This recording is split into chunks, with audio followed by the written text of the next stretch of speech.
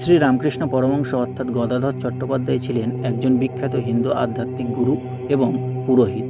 1836 সালের 18ই ফেব্রুয়ারি তার জন্ম এবং 1886 সালের 16ই আগস্ট তার মৃত্যু হয়। তিনি বিভিন্ন ধর্মীয় পথ ও মতের অনুশীলন করেছিলেন। তার সর্বধর্ম সমন্বয়ের আদর্শের জন্য পরিচিত, যা সকল ধর্মের মূল সত্যকে এক করে। স্বামী বিবেকানন্দ তার বিখ্যাত শিষ্য ছিলেন, যিনি পরবর্তীতে বিদেশে রামকৃষ্ণের শিক্ষা প্রচার করেন। পশ্চিমবঙ্গের কামারপুকুরে একটি দরিদ্র বৈষ্ণব ব্রাহ্মণ পরিবারে জন্মগ্রহণ করেন। তিনি বিভিন্ন ধর্মের পথ ও মতের মাধ্যমে আধ্যাত্মিক জ্ঞান অর্জন করেন। তিনি বেদান্ত সন্ন্যাসী তোটাপুরীর দ্বারা সন্ন্যাস গ্রহণ করেন। তার প্রধান আদর্শ ছিল সর্বধর্ম সমন্বয়, যার অর্থ হলো সকল ধর্মের অন্তর্নিহিত সত্য এক এবং মানুষকে আধ্যাত্মিক উন্নতির মাধ্যমে ঈশ্বরের কাছে পৌঁছানোর সকল ধর্মের মূল লক্ষ্য।